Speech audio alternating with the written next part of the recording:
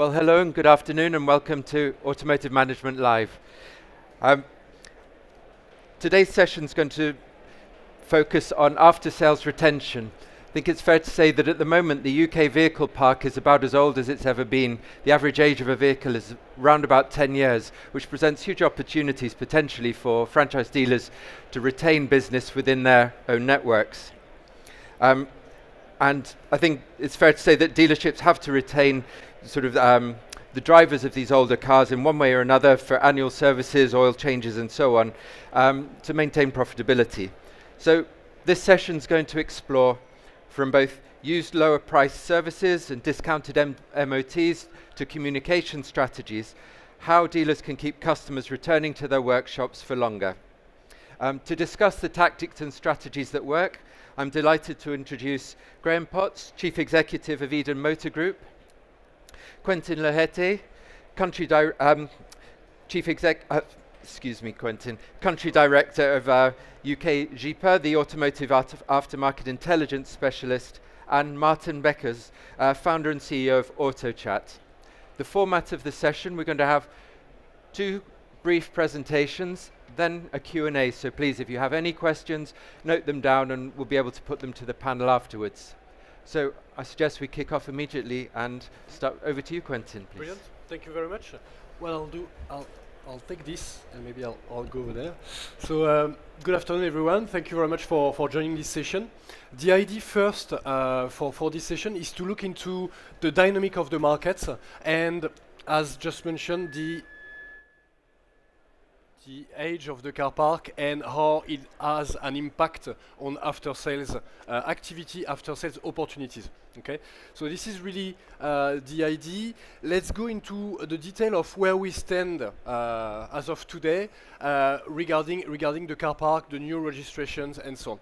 First of all, since 2020, including 2020 and COVID, we had lower registrations in 2020, 2021, 2022, with about 1.6 million of new cars sold instead of 2.3 million back in 2019. Okay, so that's 700,000 vehicles missing on the market for each of these years. Okay, so we have that low new registration, which is going to increase again. We'll see that on the next slide, which are recovering. What does that mean? Of course, it means that the car park is aging. The car park is not growing as much as it could, if we can say that, or it should have maybe without COVID. So a limited car park growth. Okay, everyone's looking for a piece of the cake, but the cake isn't moving much. It's about staying the same. Okay. However, within the coming years, the aging of the car park should start to plateau, which is potentially a good news. We'll see that. And there will be changes in the structure, in the distribution of the car park age by age categories. And that's really what I want to look at within that kind of intro of figures and facts before moving into the after sales. Okay, so first of all, I was mentioning those lack of new registration in between 2020 and 2022. Even 2023 was still below the 2 million marks. And if you look at historical data, that didn't happen since 2011. Okay, so it's been over 10 years before we had again that kind of low registration. These are our expectations that we use in our forecast tool that I'm using for the next few slides. So what you can see here is that by 2027, it's potentially a bit conservative. We probably have different point of view in the room, but 2.2 million, which, if you look at it, is still 5.5% less than the level, the pre-COVID, the pre-pandemic level that was 2.3 million. Okay, so this is important to have this in mind because we have a huge hole, if I can say that, in the racket. Cars that were not registered at that time will never be injected on the market, if we can say that, because those new registrations are cars that start from 0 years old and then evolve in the country. Okay. So in terms of the size of the passenger car park, the ones that are being driven on the roads, that doesn't include sold vehicles, sorry. What you can see is that first half of the decade almost, we had very limited growth. an average of 0.4% growth on a yearly basis for that period 2020 to 2024, with even a small negative growth in 2021. And while we're entering a new phase with recovering of new registration over 2 million, we are still below 1%, which makes sense for a mature market. But on the other hand, this also means, if I take my cake, that that cake is not growing. Okay, so in order to be able, as a company, to do 2, 3, 5, 10% growth year on year, that's not just thanks to the growth of the car park. We are not in China, where there are multiple figures in terms of growth. Okay, so it needs to be coming from somewhere else, and after sales is a great opportunity to increase revenue, to increase also the profitability of the business. Okay, so looking now at the age of the park, and I'll start. Please forget, I completely forgot to put an animation here, but forget about the cluster chart for now. Look at the curve. Between 2020 and 2024, in just 4 years, the age of the car park increased by 1.2 years. It's incredible to see a growth or an aging of the car park that goes that fast. Something is wrong, and that's what was wrong, if we can say that, was all the lockdown, the closing of the business, and all that kind of thing that had an impact. Then the production, the shortage of ship, and all that kind of thing that had an impact for the 3-4 years of registrations. So that's exactly what we can see here. The good news is, especially for dealers, that with a penting up new registration over the next few years, this aging is going to plateau. Okay, you can see from 9.2 is over the same period of time as since 2020, it will only increase by 0.2 years, which is very limited. Okay, so that's a great, first of all, a great signal for the market. Now the other great signal for the market, I'll start maybe by the bad news, if we can say that. The less than 5 years old car park, so 0 to 4 years old car park, which is the core market of dealers, you can see back in 2020 it was 36% of the car park that was within that category. The greatest possible share that you can see in Western Europe, that's for sure. At the moment, as we stand, we are between here and here, closer to here than here now, but you can see we are going to reach the bottom, 25% of the car park, which comparatively with a lot of other European countries is still great, okay? But that's, for you in the room, the lowest you would have ever seen for a long, long time, okay? The good news is that that is going to be the rock bottom, if we can say that, and this is only going to increase again. So the core business and your core after-sales population and target is going to increase in the coming years. That's the first good news. The other good news is that we have quite great numbers of 5 to 9 years old cars, and those 5 to 9 years old cars are the ones why we're here today as well, to discuss how to catch them. What you can see is the trend is the opposite, if we can say that, of 5 or less than 5, and therefore, while right now it is going to be an excellent opportunity, 34% of the car park is within that category, it is going to decrease. So this is the perfect moment to invest in that market, to find the right things that works, because those vehicles, even though it is going to decrease in the coming years, those vehicles in the coming years will also pass that gap, and this is where we need to keep and maintain those drivers. Okay, then there is 10 plus. I'm not going to discuss that too much, but being able somehow to look at those drivers and find how to address that market, drivers that are going to buy parts and accessories much more online, that's potentially something of interest for you to have in mind. Maybe not workshop revenue, but it can be other type of revenue, accessories and others. Okay? Looking now at the reasons that motivates, and so bridging with after sales, the reasons that motivates the workshop entries in the UK. It's very simple. Here we don't take into account MOT only, okay? So the MOT that you see here is an MOT with something else done, if we can say that, okay? Some preparation to make sure that the MOT will be passed, an MOT and a service, an MOT and repair followed by following an MOT, okay? What you can see here is that you've got 3 reasons, okay, that are generating 72% of the workshop entries.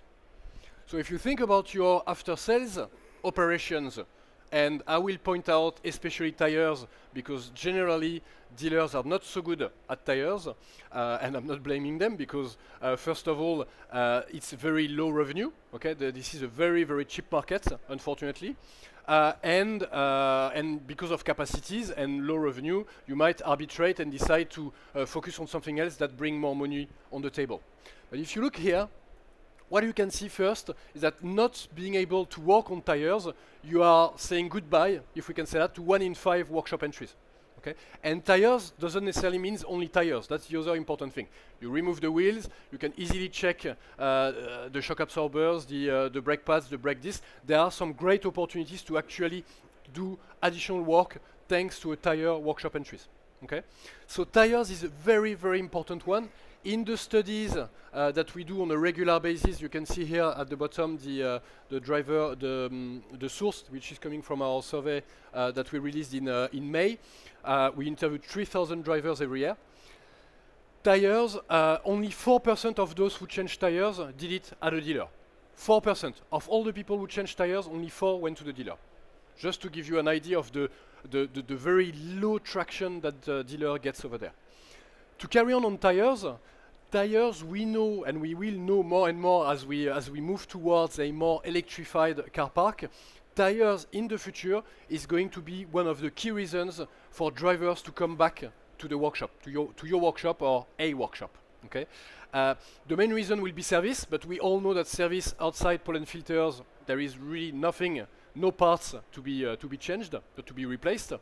Tires is one, and because of the weight of the car, because of the driving style, because of the instant torque, we can already see in some research that the first tire replacement, even though the mileage is about the same between electric cars and ICE vehicles, the first tire replacement arrives earlier than with ICE vehicle. Okay, so this means that those drivers with EV, they might still be within your kind of target 0 to 4 years old cars, needing to change their first set of tires and potentially already going outside the dealer network if they can't find the right deal, the right offer.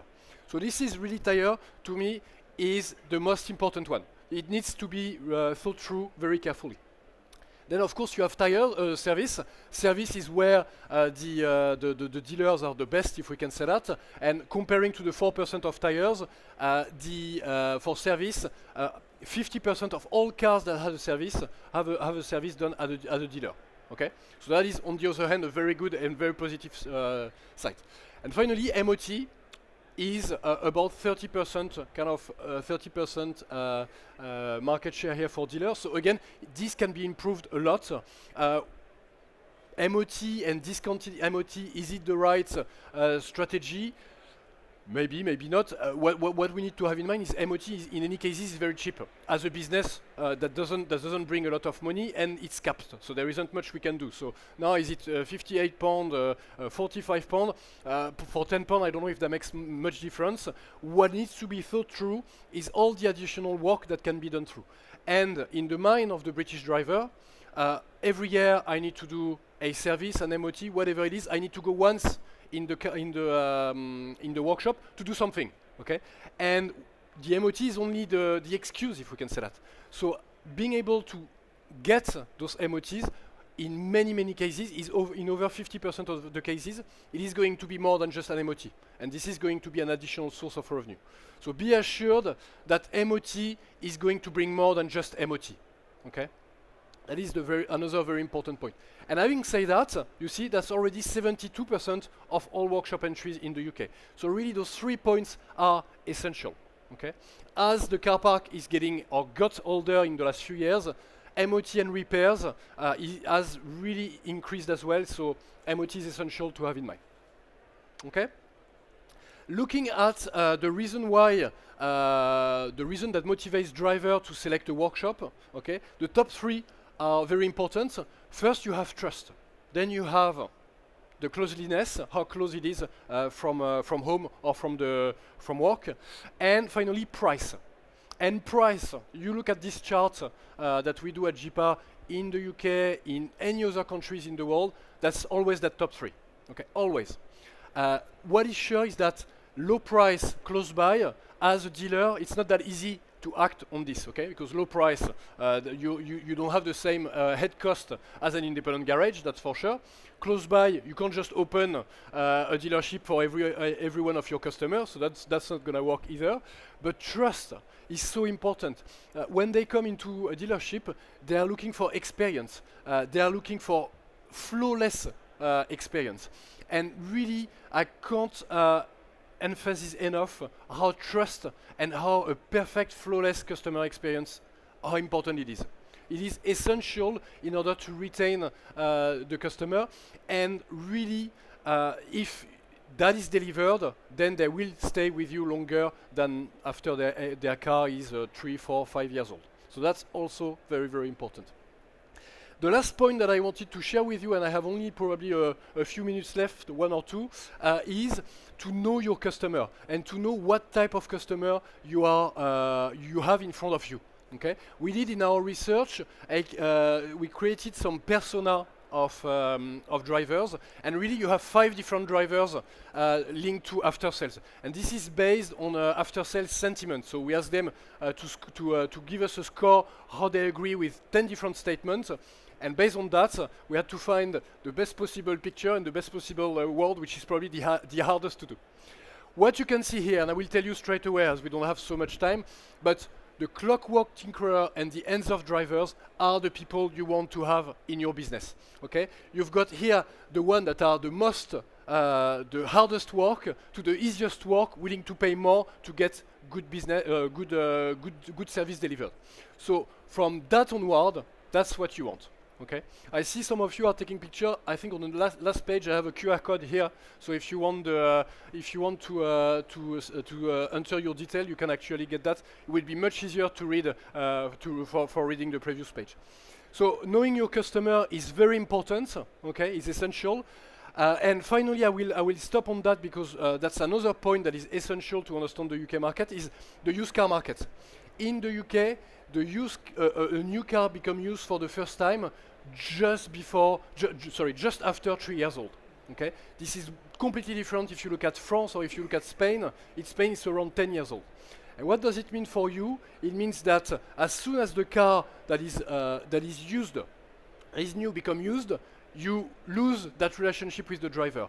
And being able to link the used car sales with the after sales is key if you want to get into that 4, 5, 6 years old car cluster. Okay, so really, I can't emphasize enough, used car sales need to be linked with after sales. Those two departments need to speak, because while already used car sales could be good revenue, if you can keep that new customer that you've never seen in your workshop, in your dealership even, coming back to your workshop, that's great opportunity for more business. Okay, and having said that, thank you very much. Thank you very much, Quentin. Thank you. And now Graeme's going to speak. Graeme, you. Thank you very much indeed. Thank you, Quentin. I hope you don't mind me having my back to you there. I'm going to challenge the premise a little bit in terms of the assumption that we are losing share massively to the independent sector.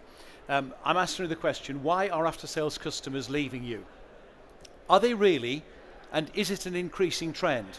Quentin's just very clearly expressed the fact that the number of vehicles under 5 years old on our roads is, by force of registrations, fewer than it has been as a percentage.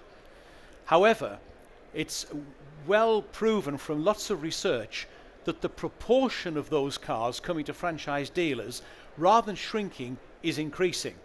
And the following is one of the main reasons. What you see on the screen, and I know it's a little bit small, from NFDA research, shows that the trust and the preference for franchise dealership over independent is always higher, but particularly higher, and this is a very key point for the future, in relation to the technology that drives the car. So please just anchor that point. I know you'll be able to get copies later, but it illustrates very, very clearly that there is a trust preference and a capability preference in favour of franchise dealers, particularly dependent on more modern driving technology. So I'm going to address the question, if it is happening then why is it happening? Well, there are a number of reasons, and you'll see there that in the time that's available to me, I'm just going to address very quickly 5 points. And I presume by implication in our Q&A, we may get the chance to say, well, what can we do to counter any of these things? So the first one is manufacturer policies. And this is not being anti-manufacturer, but these are simply facts. That service intervals have got longer, both in duration and mileage. That service times have got reduced and reduced and reduced. And in a session this morning, we were talking about the implications of that. Think about the implications for point 3. In the franchise world, it's desirable, yes, but it's enforced by manufacturers that extras are a standard. In other words, alternative transport offering, courtesy car offering, delivery and collection, cleaning the car.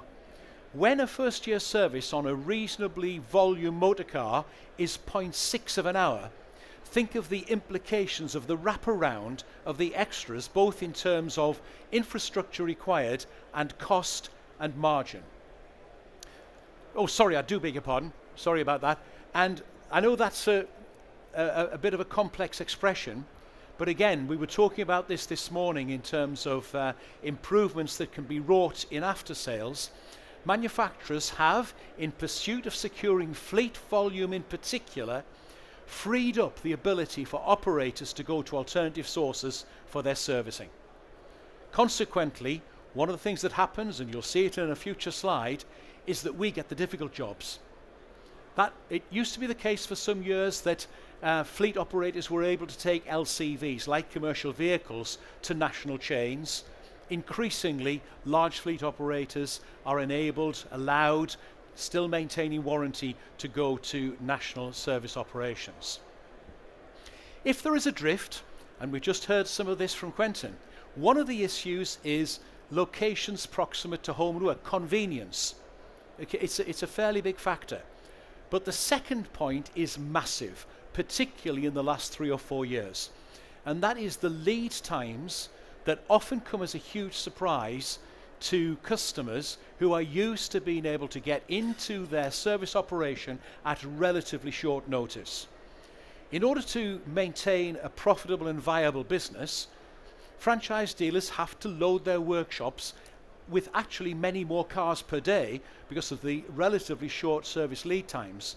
But the lead times have been exacerbated by the diagnostic and high technology stuff that we have to handle as franchise holders.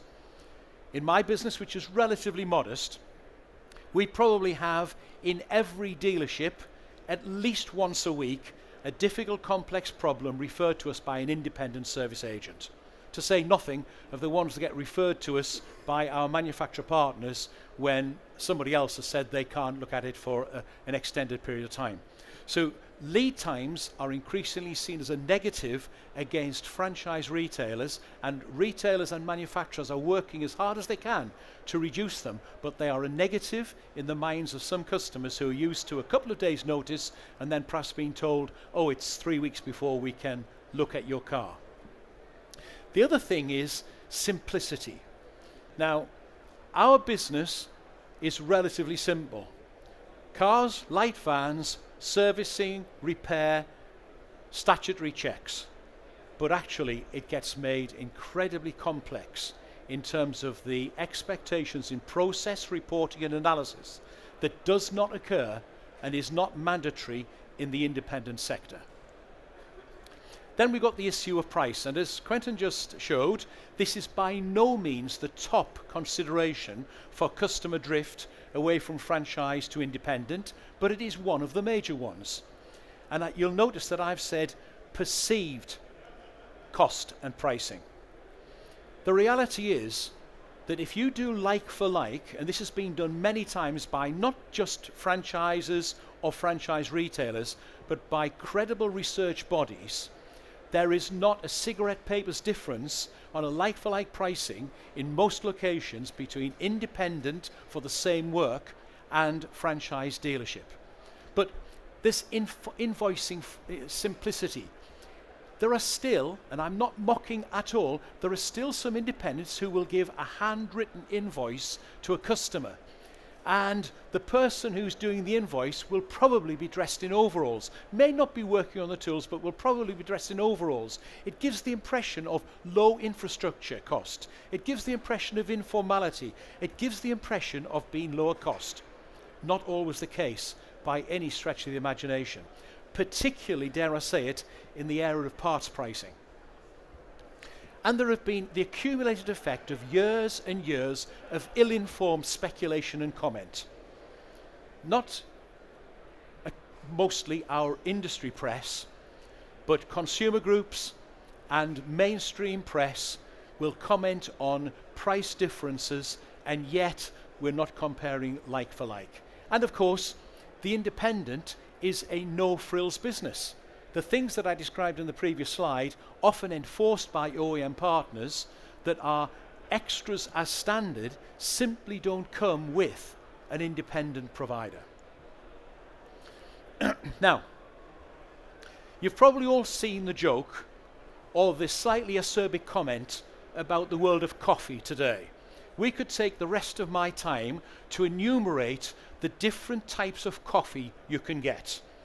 You go to get a coffee, and we probably all have got our particular preference. We've been now bred for the last 20 years on the fact that coffee is a menu item. It used to be powder, hot water, sugar and milk. There's a slight parallel with what happens in terms of communication that is considered to be desirable, is considered to be axiomatic, and is enforced often by manufacturers in relation to customers who just want their car serviced. Do you want a macchiato? Do you want a mocha? Do you want it with skinny? Do you want full fat? Do you want oat milk? Do you want almond milk? And do you want it, on my receipt it's got a QR code there, will you tell my boss how we did in making you a cup of coffee? The world's gone mad. Bring this into the automotive business. There's a booking process which will probably involve transfer of some personal data beyond the car itself. There'll be a confirmation. There will be a pre-call from the retailer to the customer, some decent stuff. Remember to bring your service book. Service books, it should actually all be digital, but never mind. Bring your service book. Don't forget, you've got to do this, that, and the other. We're looking forward to seeing you tomorrow. And by the way, is there anything else you want doing? Not saying they're wrong, but this is de rigueur with franchise retailer service. We do an EVHC. Absolutely a duty of care for the customer, absolutely an opportunity to legitimately find stuff that should be done for the customer's vehicle, but we then say, as part of our booking in process, as part of our confirmation of booking, as part of our meet and greet, as part of our handing over the cup of coffee, and by the way, we'll be emailing you this afternoon to tell you how much work's needed on your car. I want a cup of coffee. I want my car serviced. Then we've got post-event follow-up. I go to the hairdressers these days, they send you a text to say, were you happy with your haircut? I'll tell you in 3 weeks' time when I come for the next one. We've then got retailer CSI, which we have to do to make sure we can be the early warning in case there's a bad CSI goes to the manufacturer. And the customers are getting indigestion around communications. I'm not anti-customer at all. I love my customers. I want to have as many of them as possible, but I'm afraid that sometimes we overload with communications that some customers don't want. Quentin said, know your customer. There are customers who want a service. There are customers who want an MOT. They're happy to say hello. They're happy to pick up the keys and pay the bill, and they want to be on their way. So let's be wary about the burden in the customer's eyes of over-communication. Retailers also get the complex cases. Franchise retailers get the complex cases. I mentioned about referrals from independents, referrals from the technical department of manufacturer partners. Excuse me. We do recalls and product enhancements. It's our duty of care, but also, and I've got a former after-sales director of BMW in the audience, he retired, he was decent. But you want to hear the kickings we sometimes get. If we've had in our hands a vehicle that might have had 4 owners from new, but has not been registered for a product enhancement because it came into us for an MOT. Okay? You guys in the independent world don't know you're born in terms of the fact that we have to capture all of this and act upon it. We get intermittent faults. I've got every sympathy with the customer, but intermittent faults are a nightmare for the customer. They're a nightmare for us. EML, engine management lights, to those that don't know. Engine management lights are the second worst thing to tyre pressure monitor gauges. Tyre pressure monitor gauges are a death knell for customer satisfaction. They are the most unreliable, variable output things ever imaginable, and they cause customers to get terribly upset. Anyway, I'm going down a cul-de-sac. EML. EML is an indication that there may be something wrong with your vehicle. It does not tell the driver or the service advisor or the technician what that problem is. And root fault diagnosis, multiple causal factors, is something that, quite frankly, the majority of customers quite simply don't understand. We've got a car in for a diagnosis for half an hour, 3/4 of an hour, and we then have to try and explain to the customer that we've investigated 2 or 3 of the possible causes, but actually, and they don't believe us, there could be 21. There is one root fault in one of the brands that we operate that can have 20-odd particular causes. Now, if the customer is prepared to pay for a guaranteed fix, then that's okay. You can say, if we do this at the end of the analysis chain, we will definitely be able to solve this problem. Customers, using their own money, of course, don't want to overspend. They'd like us to find out the lowest cost route to solution. But I tell you what, so do our manufacturer partners. They make us go through stages which sometimes implies the customer coming back 2 or 3 times, because there is the first potential fix, lowest price. Second fix, third fix. What does it look like? It looks like we don't know what we're doing. The man who does the service on the car, the lady who does the service on the car, as an independent, knows perfectly well how to service a car that is running relatively well according to a specification. Not only is it time, not only is it potential customer frustration, but it's also cost. I heard a story, my own company not quite as difficult as this, but I heard a story from a retailer who I know and trust, that his recovery of time against warranty with a particular franchise he's got is 30%. 30% of the hours expended he gets paid for. Horrendous. Okay? We obviously do warranty, I've talked about that. All of this causes lead times to increase and first time fix to be a lower percentage of the jobs that are done. Now, I'm not looking for sympathy, but we're talking about reasons why sometimes the independent sector will be seen as a better proposition. And I'm not being critical at all. Good luck to them, but for the most part, they're doing the relatively straightforward fixes, services, and repairs. Now, I showed you a slide at the very beginning. I know this is very, very small. I hope you can perhaps read the words, but this is a very recent survey which talks about consumers' confidence by channel, particularly for electric vehicles. Now, I'm going to leave it on this. I know I'm just about out of time, but I do have a sort of final comment. But you'll see on there that 34% of the customers said their trust factor in franchise dealerships to handle alternatively fueled vehicles is much higher than anything else. And please notice that 36% said don't know. And that's, of course, because the ownership park for alternative fuel vehicles is still relatively low. And therefore, people who haven't got experience or aren't contemplating purchasing the product with that type of fuel, type of generation, don't feel competent to answer the question. Just look at the relativity of the bars. Very, very strongly in favour of franchise dealers. My final point is, in any event, the proportion of up to 8-year-old vehicles being handled for service, MOT and repair by franchise dealers has for some years now been increasing. But the point that was made about the structure of the park is very, very, very good indeed. That those that are in the 0 to 5 are 3 million less over a 6-year period than would have been the case if we'd had pre-COVID levels of new car registrations.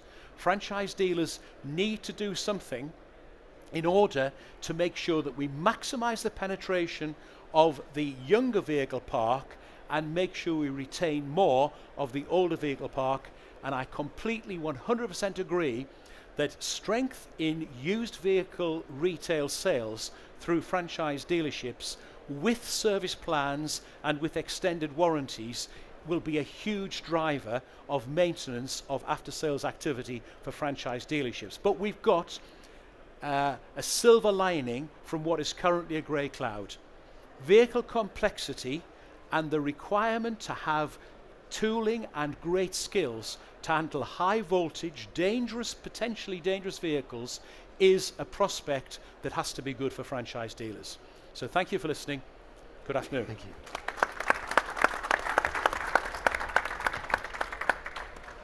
Thank you very much, Graeme. We'll just kick off the questions. Quentin, you mentioned and highlighted the importance of trust as the #1 criteria. I'd just be interested to know the panel's impressions. What initiatives build trust? What's the key messaging or the key metric of repair rates or whatever it is that convinces a customer this is a garage that I can trust? To me, very, very simple, and I might sound very boring in saying it and very, very simple, but it's just managing expectations. Set the bar to a point where you know you are going to over-exceed this. That's as simple as that. That and consistency, to me, are the key things. Too often, we see and we talk to drivers that have been told something that didn't happen. And there is nothing worse as a customer than being told something and you don't get it in the end. Okay? Even if it's nothing, even if it's just a coffee and in the end you didn't get a coffee, it's not the end of the world, depending if it's a latte or something else, a macchiato. But but it's just don't say something you're not sure you're going to do. Only manage expectation in a way that puts you in the right position, and the customer will look at you and say, they did way more than I thought they would, or they said they would. And Maarten, from your perspective, when it's perhaps an AI system operating some of this communication channel, what initiatives are you seeing to build that trust process? Yeah, I think that cars are becoming more complex, so it's actually quite logical as a consumer that you would trust a franchise dealer automatically more than an independent dealer. And if I want to have my car serviced, I also would rather have a specialist of that brand work on my car. But in terms of AI, I think that convenience is the new loyalty. And what surprises me is that if you look at franchise dealers, we have quite some statistics that 85% of people who book a service appointment, for example, still do that over the phone. And while we were driving to the event, we had an example where we called one of our dealers that we don't offer voice functionalities over the phone, so people still need to pick up. We couldn't reach the dealer. So I think that a dealer also wants to needs to work on the convenience for the customer, and that it would be logical that you have AI solutions to help with that. Graeme, are there specific programs that you implement to maintain that? Well, yes, there are, but a simple answer to me is openness and integrity. We have one of the false perceptions is that retailers will never say they've made a mistake and so on and so forth. There's nothing wrong with saying we don't know. There's nothing wrong with saying we haven't managed to fix this. There's nothing wrong with saying, unfortunately, we scratched your car whilst it was in the workshop. Customers will trust the greater the clarity of the message, and we don't pretend to be all things to all men at all times. Okay. Thank you. Do we have any questions from the audience? Yes, could we have a... Hi everyone, great discussion, really informative. Now I work with dealer groups and OEMs on both sales and the after sales side, so something I'm really passionate about is that connection, that a great after sales experience can actually create the next sale. I'd love to hear from the panel your view on that as well, in terms of the connection or maybe disconnection between the sales and after sales experience. Well, I'll be not provocative, I'll tell you the truth. That link has never been weaker than it is today, because what's brand promiscuity says that customers who like the current car and have been well looked after by a retailer, if they choose to get a vehicle that is fashionable, more suited to their lifestyle, they do not necessarily stay with the same brand. The linkage is at about the level of 60% for repurchase if the car is fantastic and the replacement will fit the lifestyle and the experience from the retailer has been very good. Now 60% is great, but it's nowhere near where it was when I came into this industry many, many years ago. So it's not something we should avoid, but it is not the direct linkage and the panacea to growing future vehicle sales that it used to be. Yeah, completely agree with it, and we can see just behind us also the multiplication of new brands that are entering the market makes it so much more difficult for the driver to actually select what their next car is going to be. And this is what we saw in the survey that we did in May. We carried out in May, or we released in May. We asked drivers, are you interested in new OEMs, especially Chinese OEM that are entering the market? And what is interesting is we had drivers who currently drive an Asian brand are keener to make that move than drivers who currently drive a German brand, for example. So it's interesting to see that based on what you're driving today, you are potentially more prone to make that move. But on the other hand, if we look the other way around, as said to me, one of the key bridge to build or to finish building to increase after sales profit and opportunities first and then profit is used cars and after sales. Really, that's the one quick win, if we can say that can be implemented or tried at least and potentially implemented relatively easily. Thank you. Maarten, anything to add, Maarten? Yeah, perhaps because I couldn't hear the question very well, so I think so. But what I think is, it's quite special to see when you look at a dealership, who is most important? A person owning a car of your brand, or a person potentially owning one, who wants to buy one? And it's unfortunately the one that doesn't own it that gets the best service. Come in, have a cup of coffee. If you dial a dealer and the service department will not pick up, and it's 1 for service, 2 for sales, press sales because you know somebody will pick up. Why is that? I think the person owning the car should get the better experience, or even at least the same experience. Also a cup of coffee, wait that you are a customer, and they will buy from you again. Could I ask, we've spoken a little bit about the service that the customer receives once their car's in the dealership or in the workshop. What's your experience of the sweet spot of contacting them preemptively prior to a service? So they've bought the car, they're happy with it after 6 months, but you know towards that 12-month period, and particularly perhaps if it were a second-hand car, so it's a 3-year-old vehicle, they've run it for 6 months, everything's fine. Is it 10 months? Is it 11 months? When's the good point to get back in touch and say, you must be ready to come back into for us to check it? Well, if you're in North America, that happens after 3 months. Because they tell the people they need an oil change at 3,000 miles.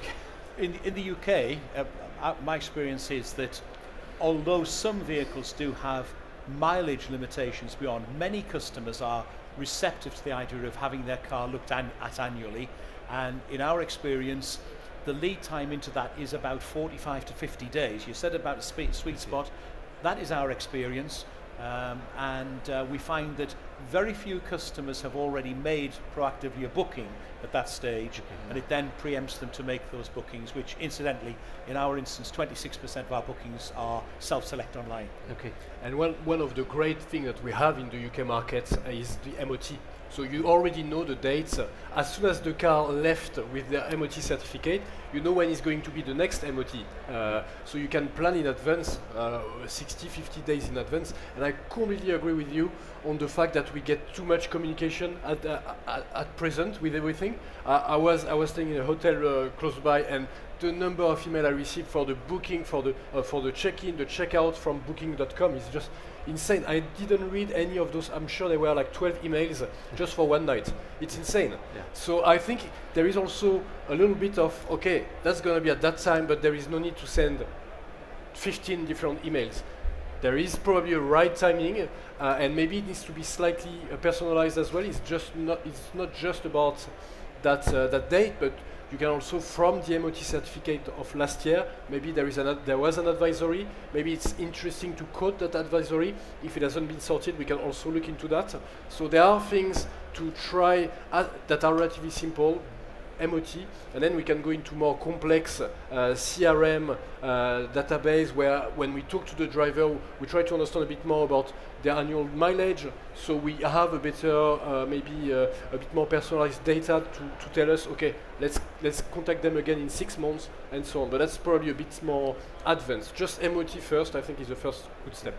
Maarten, do you see any clever initiatives in your line of work with that pre-service communication? What we see is that because you have a high percentage booking online already, because in average it's 15%, and very often what we see is when a car needs MOT, somebody finds out, oh, next week my MOT expires, let's call the dealer.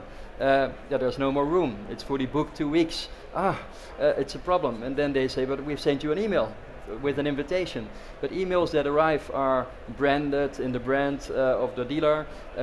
It's perceived as marketing, and people are spammed enormously. I've tried last week, a few weeks ago, to unsubscribe to all those spam emails, and I've given up. You just need to accept that they're there and just delete them.